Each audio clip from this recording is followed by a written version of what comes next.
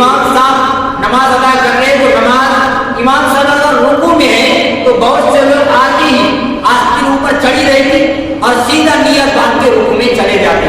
اب نماز کے دوران آستین کو نیچے کرتے, پھر بٹن کو لگاتے, پینٹ فولڈ رہتا, مڑپا ہوا رہتا.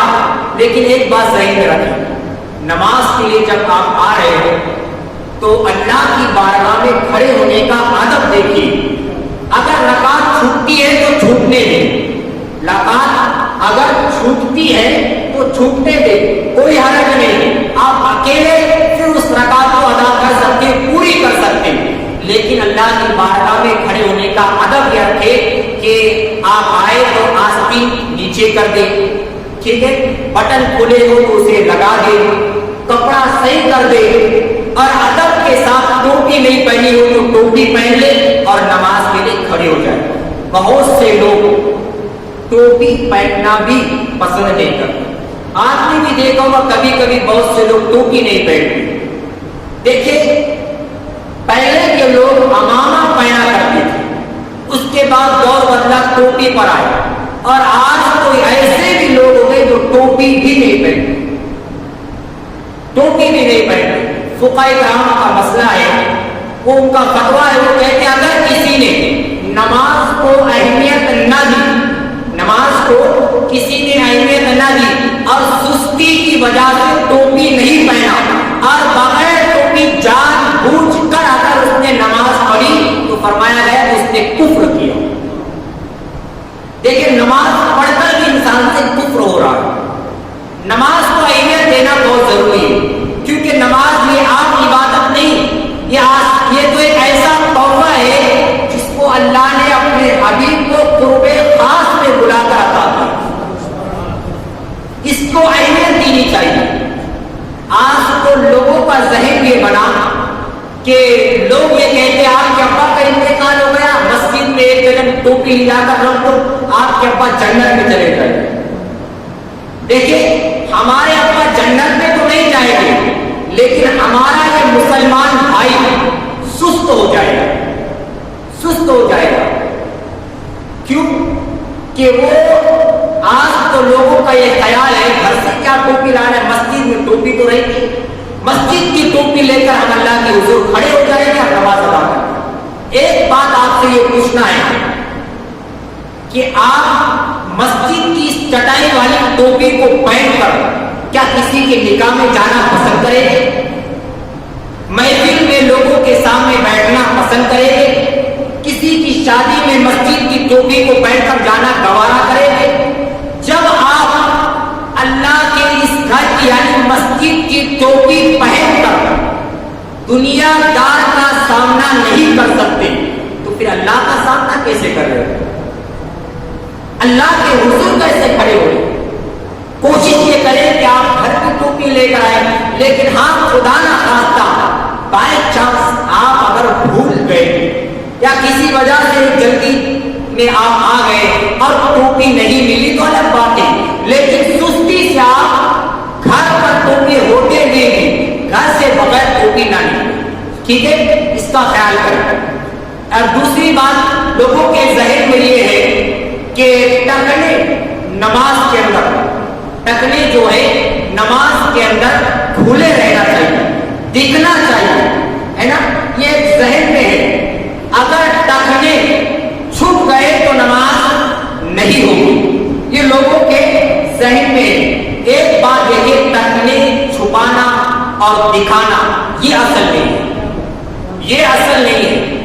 اگر یہ اصل ہے, ٹکنے چھپ گئے تو نماز نہیں ہوگی. اگر ایسا ہے, امام اعظم کے دور میں چمڑے کے موزے پہنے جاتے تھے, لیزر چمڑے کے موزے, اور وہ موزے ایسے ہوتے تھے کہ جس سے ٹکنے چھپ جاتے تھے, چین لگانے کے بعد ٹکنے چھپ جاتے تھے اور اسی موضوع پر نماز پڑھی جاتی تھی. یہ ٹکنے کھلے رہنا اور ٹکنے چھپنا یہ اصل نہیں ہے. اصل یہ اس سے بتانا یہ ہے کہ کپڑا اتنا لٹکا ہوا نہ پہنے, اتنا بڑا نہ پہنے جس سے تکبر آ جائے. تکبر کے طور پر کپڑا لٹکا کر ٹخنوں سے نیچے زمین کو جھاڑتے ہوئے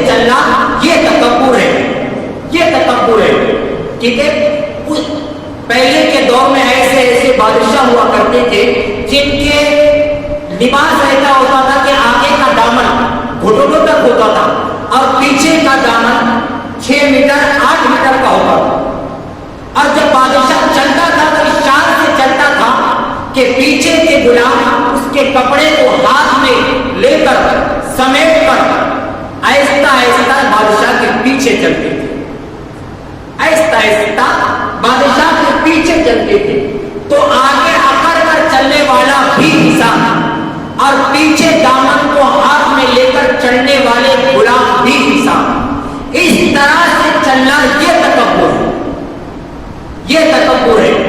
فرمایا گیا اگر کسی نے اس ذہن کے ساتھ، لوگ کیا کرتے ٹکنا دکھانے کے لیے اپنا پائچہ موڑ لیتے ہیں، نماز میں پائچہ موڑ لیتے ہیں، حدیث شریف میں آقا کریم فرماتے ہیں مجھے موڑ کر کپڑا موڑ کر نماز پڑھنے سے روکا گیا، منع کیا گیا۔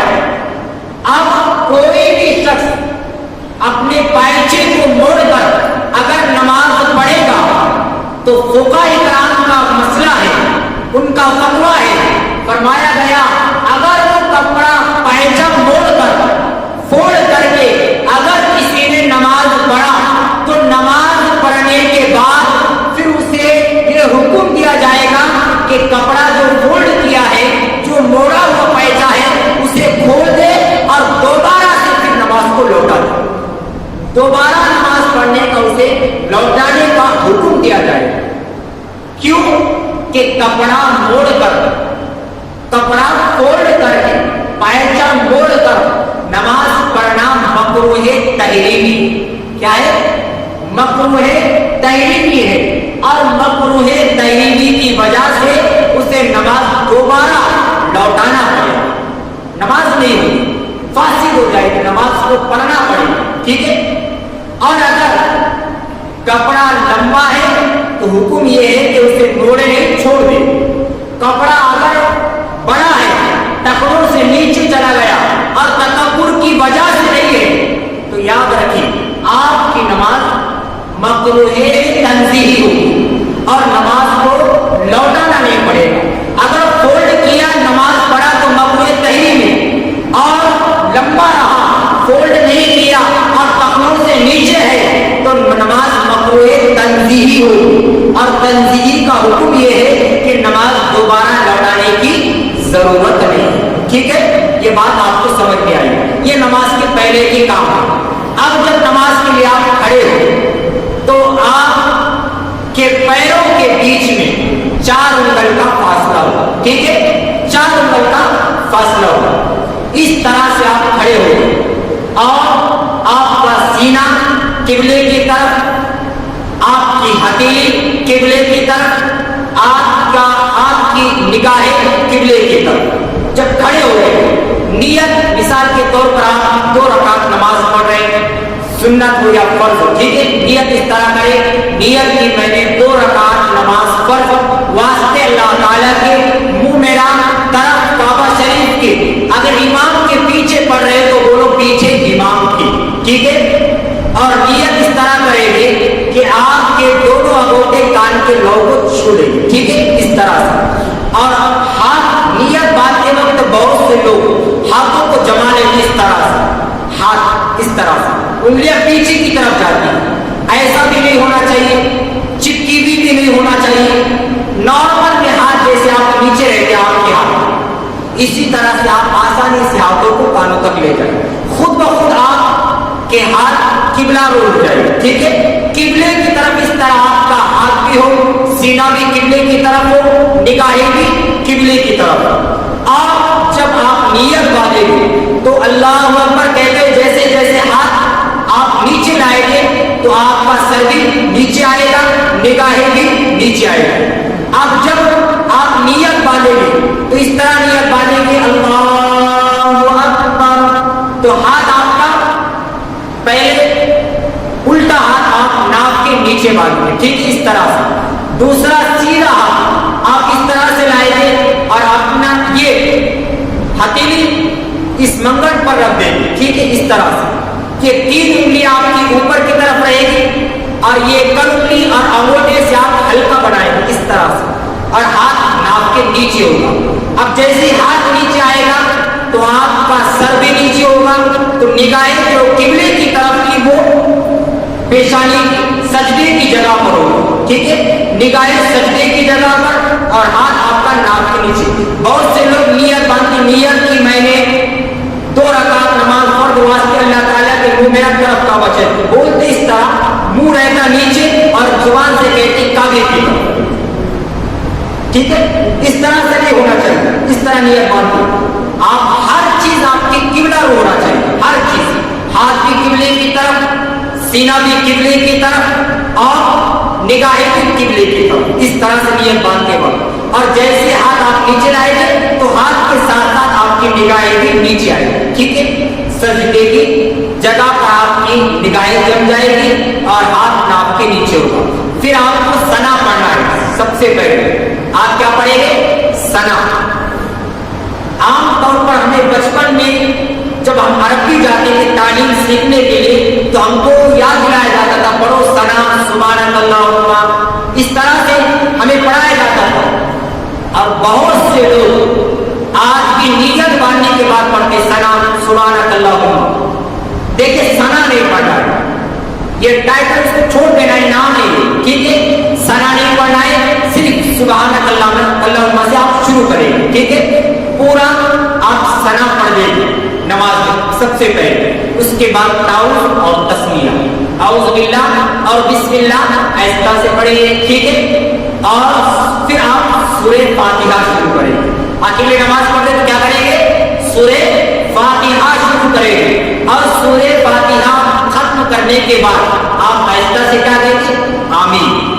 اس کے بعد آپ کو سورہ فاتحہ کے بعد کوئی دوسری سورت اگر پڑھنا ہے تو آپ بسم اللہ پڑھیں گے اور دوسری سورت پڑھیں گے, ٹھیک ہے, بسم اللہ پڑھ کر دوسری سورت پڑھیں گے. آپ دوسری سورت پڑھنے کے بعد آپ رکوع میں جائیں گے, اللہ اکبر کہہ کر آپ آ جائیں گے رکوع میں.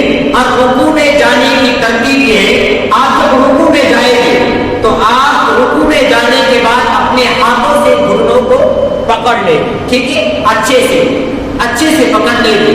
خواتین کو حکم یہ ہے کہ صرف کو ہاتھ پہنچا دیں, اور مردوں کو حکم یہ ہے کہ گھٹنے کو اچھے سے پکڑ لیں. اور اس طرح سے رکوع کریں کہ آپ کی پیٹھ بھی پیچھی ہو اور آپ کا سر نہ اونچا ہو نہ نیچا ہو, ایک لیول میں, ٹھیک ہے, یہ ہے ترتیب. اب رکوع کی تسبیح کیا ہے؟ سبحان ربی العظیم, ٹھیک ہے, سبحان ربی العظیم. اس کو 3 بار بولنا ہے, 3 بار بولیں. اگر کافی دیر آپ کھڑے ہیں, جماعت سے نماز پڑھ رہے ہیں اور آپ 5 بار بول سکتے تو 5 بار بولیں, 7 بار بولیں. آپ کا دل جب تک مطمئن نہیں ہو سکتا آپ سکون سے بول سکتے, ٹھیک ہے, 3 بار 5 بار 7 بار 11 بار, ٹھیک ہے. یہ ہے رکوع کی تسبیح. اور بہت سے لوگ رکوع کے اندر سبحان ربی العظیم بولنا ہے تو لکنت کی وجہ سے بہت سے لوگوں کی زبان کی یہ لکنت کی وجہ سے یہ عظیم کی جگہ عظیم بولتے ہیں, یہ ادا نہیں ہو سکتا. کوئی زبیر کو جبیر بولتے ہیں, شکیل کو سکیل بولتے ہیں, ایسا ہے لکنت کی وجہ سے. تو عظیم کو اگر کسی نے عظیم کہہ دیا, سبحان ربی العظیم اگر کسی نے کہہ دیا تو اس کی نماز ٹوٹ جائے, سمجھ رہے, نماز نہیں ہوگی. کیوں کہ سبحان ربی العظیم کا مطلب ہے پاک ہے وہ ذات, وہ پروردگار جو عظیم ہے, بڑا ہے, عظمت والا ہے, ٹھیک ہے. اور اگر کسی نے عظیم کہہ دیا تو عظیم کا مطلب ہوتا ہے عظمت والا, بڑا ہے, اور عظیم کا مطلب ہوتا ہے گونگا.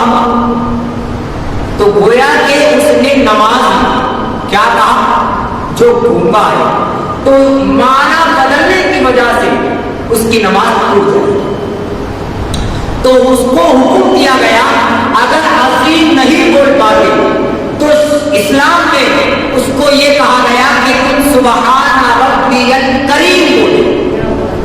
کیا بولے؟ سبحان ربی को आप करें। जिनके जुबान पर लुकनत है उनको ये कहे कि सुबहान रब्बियल अज़ीम के बजाय सुबहान रब्बियल करीम करें। ठीक है, ये हो गई रुकू की तस्बीह। अब जब उठेंगे तो आप अकेले नमाज पढ़ रहे तो समी अल्लाहु लिमन हमीदा भी कहेंगे और साथ में रब्बना लकल हम्द भी कहेंगे। और इमाम के पीछे पढ़ रहे तो सिर्फ रब्बना लकल हम्द कहेंगे। देखो इसमें तीन तरकीब है, एक है रब्बना लकल हम्द है, एक है रब्बना व लकल हम्द है और तीसरा है अल्लाहुम्मा रब्बना व लकल हम्द। देखिए रब्बना लकल हम्द भी अच्छा है और इससे अच्छा है रब्बना व लकल हम्द और उससे अच्छा है अल्लाहुम्मा रब्बना व लकल हम्द। ठीक है, तीनों भी बोल सकते जायज है, लेकिन कोशिश ये करें अल्लाहुम्मा रब्बना व लकल हम्द कहें। ठीक है, ये है उठने के बाद रुकू से। अब आप सजदे में जा रहे हैं तो अल्लाहु अकबर बोलकर आप सजदे में जाएंगे। तरतीब क्या है, पहले घुटने रखेंगे, घुटनों के बाद आप दोनों हाथ रखेंगे, इस तरह से रखें कि उंगलियां किबले की तरफ। ठीक है, उंगलियां ऐसे नहीं, किबले की तरफ उंगलियां होनी चाहिए इस तरह से। उसके बाद आप नाक रखेंगे और फिर पेशानी जमा देंगे। ठीक है, ये है तरतीब सजदे की, ये सजदे की। और इसमें तस्बीह सुबहान रब्बियल आला 3 बार बोले, 5 बार बोले, 7 बार बोले, जितनी बार आप बोल सकते बोल दीजिए। ठीक है, ये है सुबहान रब्बियल आला, ये तस्बीह है सजदे की।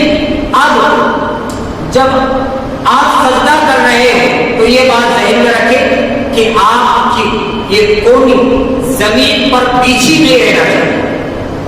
बहुत से लोग सजदा करते हैं तो कोनी भी जमीन पर टिकी होती है। कुत्ता जिस तरह बैठता है ना, ये हुक्म है कि इस तरह से सजदा नहीं करने। ये हुक्म है कि कुत्ते की तरह सजदा ना करें, इस तरह सजदा करे कि आपकी कोनी उठे, हवा में रहे। अकेले नमाज पढ़े तो हुक्म है कि खुल के सजदा करें, इस तरह से कोनी उठी रहे और हाथ आपके जम जाए, किबले की तरफ उंगलियां हो। लेकिन जमात से आप नमाज पढ़ रहे तो इस तरह से नहीं करेंगे। अगर आप इस तरह से करें तो बाजू वाला क्या करेगा? तो इसलिए आप जब जमात से पढ़े तो हाथ उठे रहे, लेकिन इस तरह की बजाय इस तरह हो जाए। ठीक है, और हाथ इस तरह जमीन पर टिक जाए और कोनियां उड़ जाए। ठीक है, ये है। और औरतों को तो हुक्म है कि वो सिमट कर नमाज पढ़े। ठीक है, उनको सिमट कर नमाज पढ़ने का हुक्म है और मर्दों को खुल के नमाज पढ़ने का हुक्म है। जब आप एक सजदा कर लिए और उठकर बैठ गए, अल्लाह अकबर कहकर आप उठ गए, तो आपको अभी दूसरा सजदा करना है। तो दोनों सजदों के दरमियान एक तस्बीह है, वो है अल्लाहुम्मा फिरनी। ये एक सजदे से आप जब उठकर बैठ गए तो आपको क्या बोलना है? अल्लाहुम्मा फिरनी, ये बोलना है और फिर दूसरे सजदे के लिए आपको चला जाना है। ठीक है, दूसरा सजदा भी इसी तरह से करेंगे और दूसरा सजदा होने के बाद फिर आप अल्लाह अकबर बोलकर खड़ा हो जाए। ठीक है, ये एक रकात आपने इस तरह से कर ली, दूसरी रकात भी इसी तरह से आप पढ़ेंगे। अब दूसरी रकात पढ़ने के बाद आप बैठ जाएंगे तो आपको कायदे के अंदर क्या करना है? अत्तहियात पढ़ना है, दुरूद शरीफ पढ़ना है और दुआए मासूरा पढ़ना है। ठीक है, ये आपको कायदे के अंदर पढ़ना है। लेकिन अत्तहियात में अशहदु अल्ला, जब ला पर पहुंचते हैं तो उंगली को उठाते हैं और इल्लल्लाह पे नीचे रखते हैं। देखिए हाथ आपका रुकू में ये कायदे में इस तरह है, तो जैसे ही अशहदु अल्लाह पे पहुंचते हैं तो आपको हल्का बनाना है और एक उंगली से आपको ला पर उंगली को उठाना है और इल्लल्लाह को जब छोड़ना है तो हाथों को खोल देना है जैसे पहले था। बांधे क्यों हमने? बांधे क्यों? कि हमें उठाना है। और जब आपने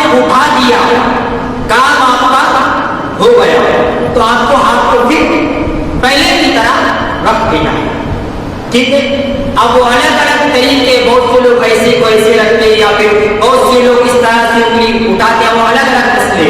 لیکن صحیح طریقہ یہ ہے کہ آپ انگلی کو جب اٹھائیں گے لا پہ الا پہ چھوڑ دیں گے اور آپ جیسے کہ ویسے رکھیں گے. لا پہ کیوں اٹھاتے ہیں آپ کو پتا ہے؟ یہ انگلی اٹھانے کا حکم کیوں ہے؟ اشہد اللہ، اشہد اللہ، اس کا مطلب ہوتا ہے کہ گواہی دیتا ہوں کہ اللہ کے سوا کوئی معبود نہیں، کوئی معبود. لا ہوتا ہے گواہی دیتا ہوں کہ کوئی معبود نہیں، گواہی دیتا ہوں کہ کوئی معبود نہیں. کب ہوتا ہے؟ جب لا پہ پہنچتے تو آپ انگلی اٹھا کر گئے تھے، یہ انگلی کے اشارے سے کہ ایک ہے، ایک ہے. اور جب چھوڑتے تو آپ کیا کہتے؟ الا لا پہ چھوڑتے. الا کا مطلب ہوتا ہے مگر، الا اللہ سوائے اللہ کے، سوائے اللہ کے. جب آپ زبان سے بول رہے ہیں الا اللہ سوائے اللہ کے، زبان آپ کی کہے کہ اللہ ہے، تو پھر انگلی کا اشارہ کچھ کام کریں، پھر آپ اس کو پہلے کی طرح. ٹھیک ہے. لا جب پہنچتا ہے تو ایک سیکنڈ کے لیے آپ کی زبان سے کیا نکل رہا؟ کوئی نہیں معبود. اور الا اللہ بول رہے تو سوائے اللہ کے ہوگا. ٹھیک ہے. لیکن ایک سیکنڈ کے لیے تو آپ یہ کہہ رہے ہیں کہ کوئی نہیں معبود، تو ایک سیکنڈ میں بھی آپ کو اشارے سے بتا رہے کہ اللہ ہے. ٹھیک ہے. سمجھ میں آ گئی؟ اس لیے آپ انگلی کو اٹھاتے اور اللہ پہ رکھ دیتے. یہ ہو گیا. آپ تیار کر دیے، پھر درود شریف پڑھے اور دعائیں معصورہ پڑھے. اس کے بعد سلام پھیرے سیدھی جانے. تو دل میں نیت یہ ہو کہ سلام کا مطلب کیا ہے؟ سلامتی. ٹھیک ہے. دل میں نیت یہ ہو کہ سلام پھیرتے وقت آپ کی نگاہیں آپ کے کندھوں پر، سلامتی ہو فرشتوں پر، سلامتی ہو حضور پر، سلامتی ہو سیدھے جانب کے منتظر پر. یہ نیت ہو اور سلام پھیرے السلام علیکم. تو آپ سلام پھیریں گے تو آپ کی نگاہ کندھے پر ہوگی. ٹھیک ہے. پھر دوسرا سلام پھیریں گے تو نیت وہی ہوگی کہ آپ الٹے جانب جتنے مقتدی بیٹھے ہو ان پر سلامت ہو. اس طرح سے آپ سلام پھیریں گے. یہ ہے آپ کی نماز کا مکمل طریقہ. امید ہے کہ آپ کو یہ پورا طریقہ سمجھ میں آیا ہوگا. ٹھیک ہے.